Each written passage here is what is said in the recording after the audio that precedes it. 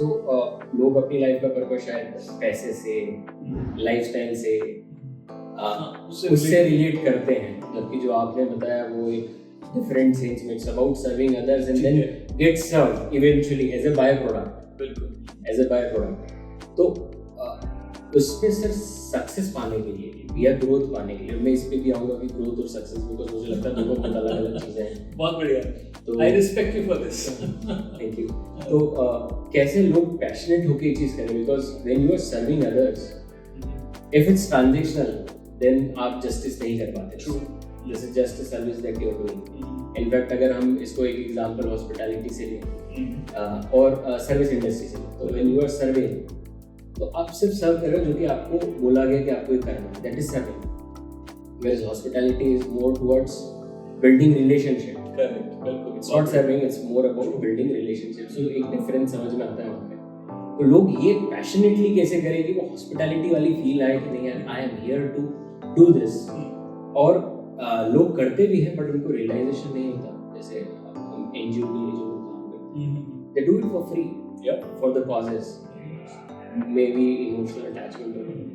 So how you like help people to identify what their true passion is, where their purpose lies, what will make them happy in life, and then ये जब सब होगा, जो मुझे आपकी बात से समझ में आया, तो वो जीवन जी रहे होंगे और जीवन के मजे भी ले रहे हैं। बिल्कुल बिल्कुल, जीवन जी भी रहे होंगे और मजे भी ले रहे होंगे।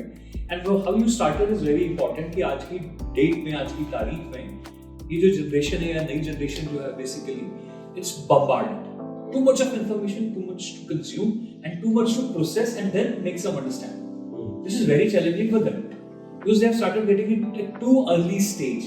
तो एक मैच्योर माइंड को मिले तो you have a different processing, तो वो गड़बड़ तो है।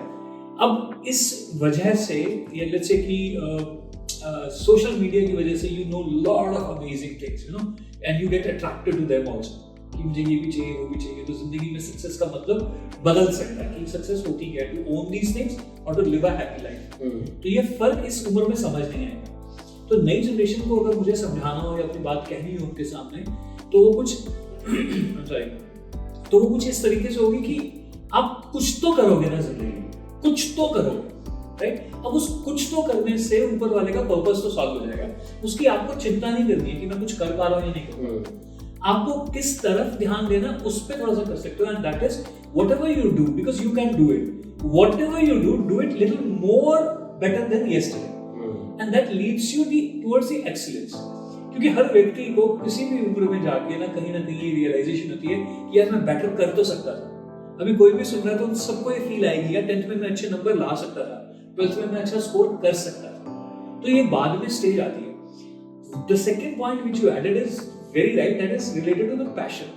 कि अगर किसी तरीके से आप जो भी काम कर रहे हो और जिन्होंने किया है उसमें पैशन जुड़ गया, तो वो एक्सीलेंस की तरफ ही जाएगा, अल्टीमेटली एक्सीलेंस की तरफ। You keep on doing better every single day because you are passionate about it, you get into the depth of it. So passion is something very important. तो अगर आप कोई भी काम करो, किसी भी प्रोफेशन को पिक कर लो, तो इसको शॉर्ट में अगर मैं मुझे जवाब देना है कि आप जिंदगी का कोई भी काम पकड़ लो, कोई भी काम, कुछ भी कर रहे हो, साइज कुछ भी हो सकता है, छोटे से छोटा, बड़े से बड़ा, बट अगर आप इस नेचर के साथ, इस फीलिंग के साथ, इस फोकस के साथ करते हो कि I am going to be better in this every single day, तो 3-4 फायदे होने स्टार्ट हो जाते हैं। आपको रिकॉग्निशन मिलती है, आपको तारीफ मिलती है, आपको फाइनेंशियल इंप्रूवमेंट होनी स्टार्ट हो जाती है, आपको सेल्फ सेटिस्फैक्शन मिलती है। तो बहुत सारी चीजें जो उसके साथ जुड़नी स्टार्ट हो जाती है, and then you get into that cycle also, you want to do better every single day. तो वहां पर पैशन जब जुड़ जाएगा इसमें, तो इंप्रूवमेंट्स ऑटोमेटिकली हो जाएंगे।